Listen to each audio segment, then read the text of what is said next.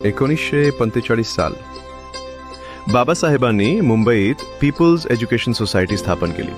ही केवळ शिक्षण संस्था नव्हती, तर नव्या भारताच्या समानतेच्या पायाभरणीचा निर्णय होता. त्यावेळी लाखो लोकांना शिक्षणाचा हक्कच नव्हता, ना शाळा ना कॉलेज. तेव्हा बाबासाहेबांनी सांगितलं, शिका, संघटित व्हा आणि संघर्ष करा, कारण शिक्षणच माणसाला स्वतःच्या हक्कांची जाणीव करून देतं. 1946 मध्ये सुरू झालं सिद्धार कॉलेज मुंबई. हे पहिलं कॉलेज होतं जिथं दलितांसह सर्व जाती धर्मातील विद्यार्थ्यांना खुलेपणानं प्रवेश मिळाला. त्या काळात हे खरंच एक स्वप्न होतं.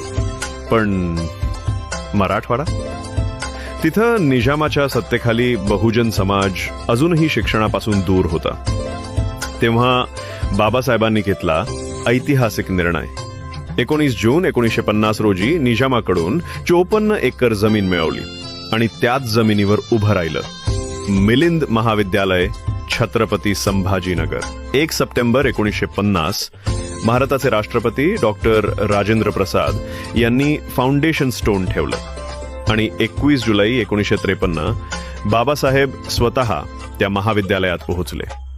तेव्हा त्यांनी ठाम शब्दात सांगितलं, हा लढा जाती व्यवस्थेविरुद्ध आहे, अज्ञानाविरुद्ध आहे.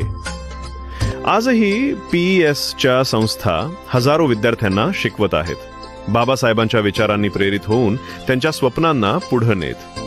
शिका, संघटित व्हा आणि संघर्ष करा. हे फक्त घोषवाक्य नाही, तर समतेच्या भारताचं